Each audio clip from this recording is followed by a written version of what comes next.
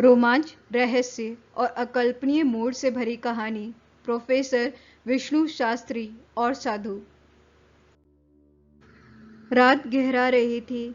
वाराणसी के घाटों पर मिट्टी के दीपों की रोशनी हवा में थिरक रही थी। गंगा मैया की लहरें धीमे स्वर में कुछ कहती हुई नजर आ रही थी। ऐसे ही माहौल में प्रोफेसर विष्णु शास्त्री, पुराने शास्त्रों के विद्वान, घाट पर टहल रहे थे। आज उनका मन कुछ अच्छा नहीं था। पिछले कुछ दिनों से उन्हें अपनी जिंदगी में एक खालीपन सा महसूस हो रहा था। वो कुछ दूर चले ही थे कि तभी उन्हें सामने से आते हुए उनके दोस्त प्रोफेसर वर्मा और उनके कुछ साथी दिखाई दिए। पास आने पर प्रोफेसर वर्मा ने कहा, अरे शास्त्री जी, आजकल तो आप दिखाई नहीं देते, सब खैरियत से तो है? प्रोफेसर विष्णु ने कहा, हाँ, सब खैरियत से है, पर उनकी आवाज में एक उदासीनता साफ झलक रही थी। कुछ देर के लिए सभी लोग घाट के किनारे बैठ गए। प्रोफेसर वर्मा विष्णु शास्त्री के पुराने दोस्त थे। वो समझ गए कि उनके दोस्त का मन अच्छा नहीं है और उन्हें रोजमर्रा की जिंदगी से अलग कुछ बदलाव की जरूरत है। प्रोफेसर वर्मा जानते थे कि उनके दोस्त विष्णु शास्त्री को पुराने किले, मंदिर और ऐसे ही और भी जगह घूमने का बहुत शौक है। तो ऐसे में उन्होंने विष्णु शास्त्री के सामने एक पुराने किले को देखने का सुझाव रखा, जिसका रास्ता एक जंगल से होकर जाता था। प्रोफेसर वर्मा के सुझाव से विष्णु शास्त्री के साथ साथ बाकी लोग भी उत्साहित थे। तो तय हुआ कि अगले रविवार को सभी लोग उस पुराने किले को देखने के लिए एक साथ निकलेंगे। रविवार का दिन आ गया।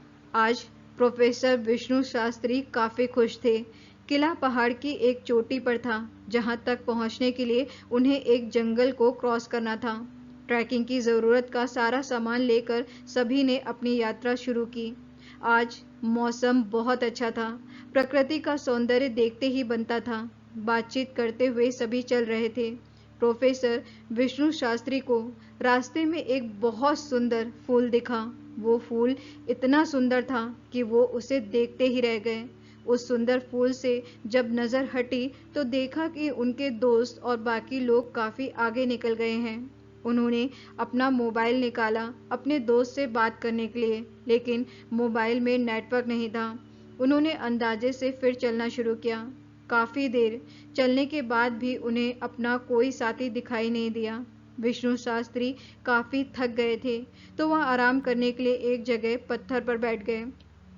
उन्होंने दोबारा मोबाइल निकाला, पर अभी भी उसमें नेटवर्क शो नहीं हो रहा था। मोबाइल को वापस जेब में रखकर उन्होंने कुछ देर के लिए अपनी आंखें बंद कर ली कि तभी उनके कानों में मंत्रों की एक ध्वनि पड़ी। उन्होंने आंखें खोलकर अपनी नजर आस-पास दौड़ाई।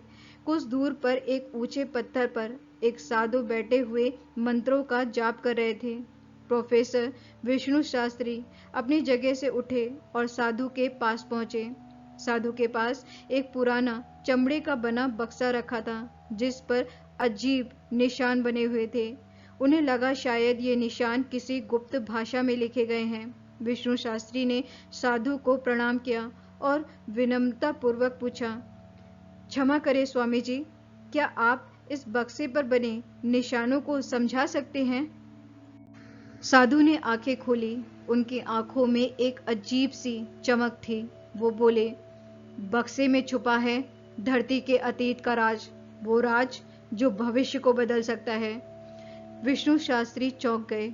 वो जानते थे पुराणों में ऐसी कहानियां भरी पड़ी हैं, लेकिन उन्हें कभी नहीं लगा था वो सच होंगी। उन्होंने साधु से विनती की, स्वामी जी, कृपया मुझे वो राज बताएं, शायद मैं उसकी मदद से लोगों की भलाई कर सकूं।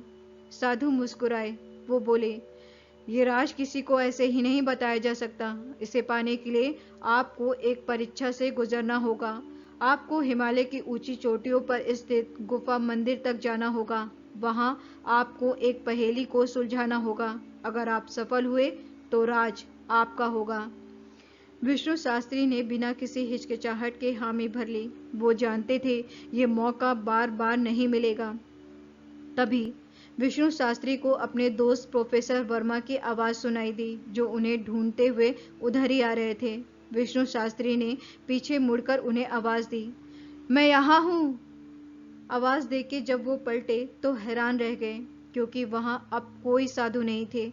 उन्होंने चारों ओर नजर दौड़ाई, पर साधु कहीं दिखाई नहीं दिए।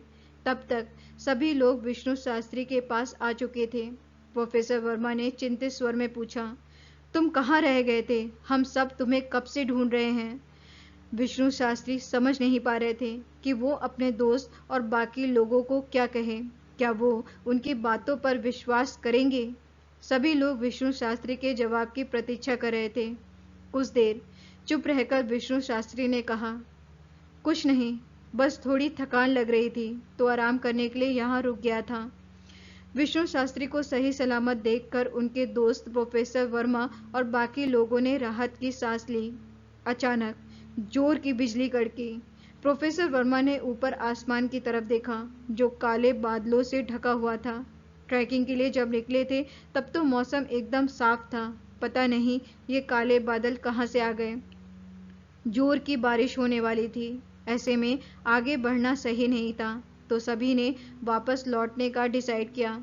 वापस लौटते समय विष्णु शास्त्री के कदमों में एक तेजी थी। वो जल्द से जल्द घर पहुंचना चाहते थे, ताकि अपनी यात्रा के लिए सारी जरूरी तैयारी कर सकें। जंगल से बाहर आकर सभी लोग अपने अपने घर की ओर निकल गए। सिर्फ विष्णु शास्त्री और उनके दोस्त प्रोफेसर वर्मा रुके हुए थे। इससे पहले कि प्रोफेसर वर्मा कुछ बोलते या पूछते, विष्णु शास्त्री ने उन्हें अपने गले लगा लिया और उनका धन्यवाद दिया। वो जानते थे कि उनके दोस्त ने सिर्फ उनकी वजह से ये ट्रैकिंग का प्रोग्राम बनाया था। अपने दोस्त का धन्यवाद करके विष्णु शास्त्री अपने घर पहुंचे और अपनी यात्रा की तैयारी में जुट गए, और ठीक 2 दिन के बाद वो हिमालय की यात्रा पर निकल पड़े। कठिन चढ़ाई और खतरों को पार करते हुए वो आखिरकार गुफा मंदिर तक पहुंचे। मंदिर के अंदर एक भव्य मूर्ति थी और उसके सामने दीवार पर संस्कृत के शब्दों में लिखी हुई एक पहेली। विष्णु शास्त्री ने रात दिन मेहनत की। आखिरकार हफ्तों बाद उन्हें लगा वो पहेली को समझ गए हैं। पहेली का जवाब था, सूर्योदय के समय 5वें दीपक की परछाई गुप्त द्वार खोलती है। अगले दिन सूर्योदय होते ही विष्णु शास्त्री ने मंदिर के 5वें दीपक की परछाई का अनुसरण किया। परछाई एक दीवार से जा टकराई और दीवार अचानक से खुल गई। भीतर जाने पर उन्हें एक लंबा रास्ता मिला, जो एक विशाल कमरे तक जाता था। कमरे के बीचों बीच एक शिलापट रखा हुआ था, जिस पर कुछ लिखा हुआ था। विष्णु शास्त्री ने धीरे से शिलापट को पढ़ा और उनकी सांसें थम गईं। शिलापट पर लिखा था, धरती का भविष्य खतरे में है।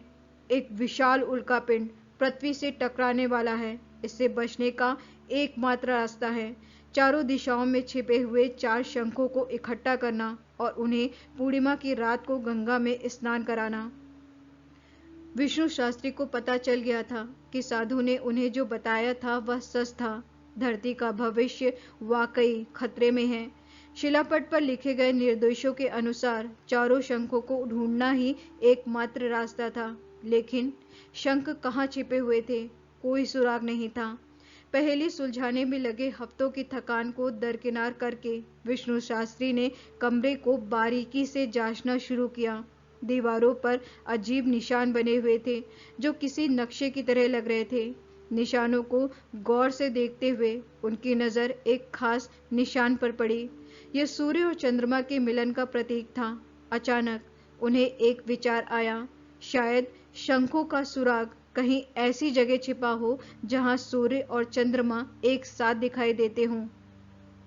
हिमालय से लौटकर विष्णु शास्त्री सीधे वैद्यशाला पहुंचे। वहां के ज्योतिषविदों की मदद से उन्होंने भारत के उन स्थानों की सूची बनाई जहां आने वाले कुछ महीनों में सूर्य ग्रहण होगा। सूर्य ग्रहण के दौरान कुछ सेकंड के लिए सूर्य और चंद्रमा एक साथ दिखाई देते हैं। शायद यही वो मौका था जिसकी उन्हें तलाश थी। सूची में सबसे पहला स्थान निकला कोणार्क का सूर्य मंदिर। सूर्य ग्रहण के 1 हफ्ते पहले ही विष्णु शास्त्री कोणार्क पहुंच गए। मंदिर के पुजारी से उन्हें पता चला कि ग्रहण के दिन मंदिर बंद रहेगा, मगर विष्णु शास्त्री ने हार नहीं मानी। उन्होंने पुजारी को पूरी कहानी बताई और पृथ्वी को बचाने के अपने मिशन के बारे में बताया। पुजारी उनकी बातों से प्रभावित हुए और उन्हें ग्रहण के दिन सूर्य मंदिर के अंदर रहने की अनुमति दे दी। विष्णु शास्त्री सूर्य ग्रहण का बेसब्री से इंतजार कर रहे थे। आखिरकार वो दिन आया। सूर्य का एक हिस्सा धीरे धीरे चंद्रमा के पीछे छिपने लगा। मंदिर के अंदर अंधेरा छा गया। उसी क्षण जब सूर्य और चंद्रमा एक साथ दिखाई दिए, मंदिर के गर्भगृह की दीवार पर एक तेज रोशनी चमकी। रोशनी के थमने पर दीवार पर एक शंख का चित्र उभरा हुआ था। साथ ही दीवार के एक हिस्से में एक गुप्त द्वार खुल गया। उसके पीछे एक छोटा कमरा था जिसके बीच में एक सफेद शंख रखा हुआ था। विष्णु शास्त्री ने खुशी से सांस ली। उन्होंने पहला शंख ढूंढ लिया था, लेकिन उनकी राह आसान नहीं थी। अब उन्हें बाकी के 3 शंख भी ढूंढने थे। ये रोमांचक खोज अभी शुरू ही हुई थी। विष्णु शास्त्री कोणार्क से निकलकर अगले सूर्य ग्रहण की तारीख का इंतजार करने लगे। उन्हें पता था समय कम है। उल्का पिंड के पृथ्वी से टकराने का खतरा हर पल बढ़ता जा रहा था। दूसरे सूर्य ग्रहण का स्थान था हम्पी के हजार राम मंदिर का परिसर। ग्रहण के दिन वहां पहुंचकर विष्णु शास्त्री ने पुजारी को पूरी कहानी सुनाई। पुजारी उनकी बातों पर विश्वास तो कर लेते हैं, लेकिन मंदिर परिसर में खुदाई करने की अनुमति नहीं देते। निराश होकर विष्णु शास्त्री मंदिर के बाहर घूम रहे थे। तभी उनकी नजर एक बुजुर्ग महिला पर पड़ी। वह महिला मंदिर के बाहर बैठकर रामायण गा रही थी। उनकी आवाज में एक अजीब सी शक्ति थी जो विष्णु शास्त्री को अपनी तरफ खींच रही थी। उन्होंने महिला के पास जाकर प्रणाम किया और उन्हें अपनी मुश्किलें बताई। महिला ध्यान से उनकी बात सुनती रही, फिर धीरे से बोली, बेटा, दूसरा शंख अब तुम्हें हनुमान जी ही देंगे। कल सुबह सूर्योदय से पहले मंदिर के पीछे हनुमान जी की मूर्ति के सामने बैठ जाना, शायद तुम्हें कोई रास्ता मिले। विष्णु शास्त्री को बुजुर्ग महिला की बातों पर भरोसा हो गया। अगले दिन सूर्योदय से पहले ही वे हनुमान जी की मूर्ति के सामने बैठ गए। उन्होंने पूरे समय राम नाम का जाप किया। सूर्य की पहली किरणें मूर्ति पर पड़ते ही अचानक जमीन हिलने लगी। उन्होंने चौंक कर देखा कि हनुमान जी की मूर्ति के पीछे की चट्टान धीरे धीरे खिसक रही है। उसके पीछे एक गुप्त सुरंग नजर आई। विष्णु शास्त्री बिना किसी हिचकिचाहट के सुरंग में घुस गए। सुरंग काफी लंबी और अंधेरी थी। वो अपने साथ लाए टॉर्च की रोशनी में रास्ता बनाते हुए आगे बढ़ते रहे। आखिरकार सुरंग के अंत में उन्हें एक बड़ा कमरा मिला। कमरे के बीचों बीच एक वेदी पर दूसरा शंख रखा हुआ था। उस शंख के चारों तरफ दीप जल रहे थे, जिससे कमरे में एक दिव्य प्रकाश फैला हुआ था। विष्णु शास्त्री ने दूसरा शंख पा लिया था, लेकिन उनकी परीक्षा अभी खत्म नहीं हुई थी। उन्हें बाकी के 2 शंख भी ढूंढने थे। विष्णु शास्त्री हनुमान जी की शक्ति से मिले। गुप्त कक्ष से बाहर निकले तो सूर्य आकाश के मध्य चढ़ चुका था। उन्होंने हम्पी से काशी की यात्रा शुरू की, जहां अगला सूर्य ग्रहण होने वाला था। रास्ते में उन्हें कई तरह की अटकलें सुनने को मिली। लोग कह रहे थे कि सूर्य ग्रहण का ये लगातार होना कोई अच्छा संकेत नहीं है। काशी पहुंचकर विष्णु शास्त्री ने सीधे वैद्य विद्यालय जाकर वहां के विद्वानों से सलाह ली।